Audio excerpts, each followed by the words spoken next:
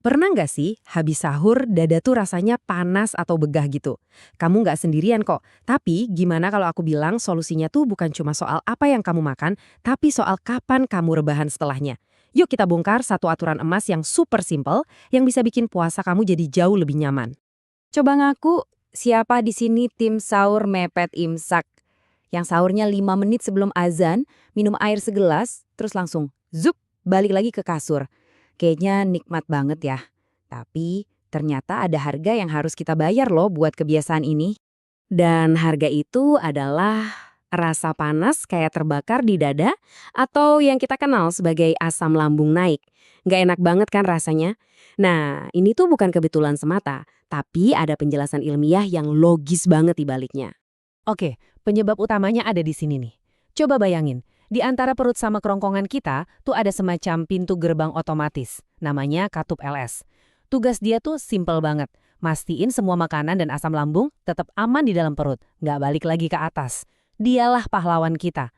Terus apa hubungannya sama rebahan abis sahur? Nah, ini dia jawabannya. Waktu kita berdiri atau duduk, gravitasi itu bantu si pintu gerbang tadi buat nutup rapat-rapat. Tapi, begitu kita rebahan, gravitasi jadi nggak bisa bantu lagi.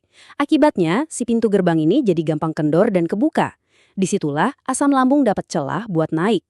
Inilah biang kerok rasa panas di dada itu. Nah, disinilah kebanyakan orang keliru.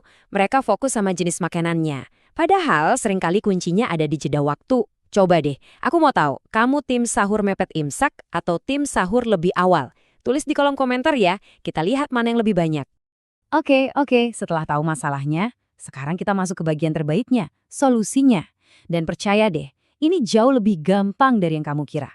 Nggak perlu obat macam-macam, cukup ubah satu kebiasaan kecil aja.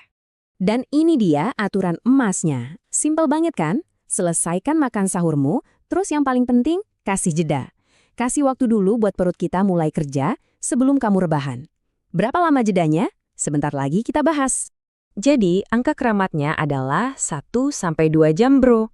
Betul, kamu cuma perlu kasih jeda minimal 1-2 jam aja setelah suapan terakhir sahur sebelum kamu balik tidur. Waktu segitu udah cukup banget buat perut kita mulai proses pencernaan, jadi resiko asam lambung naik itu turun drastis. Biar gampang diingat, yuk kita bikin jadi checklist yang bisa langsung kamu praktekin nanti malam.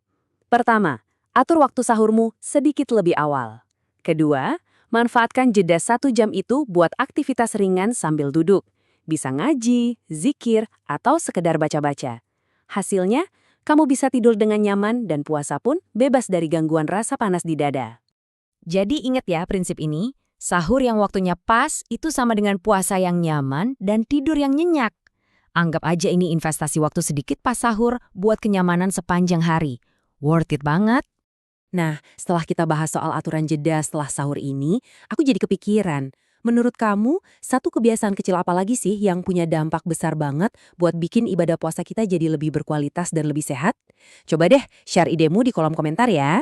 Jangan lupa klik subscribe dan like video, serta aktifkan lonceng notifikasi.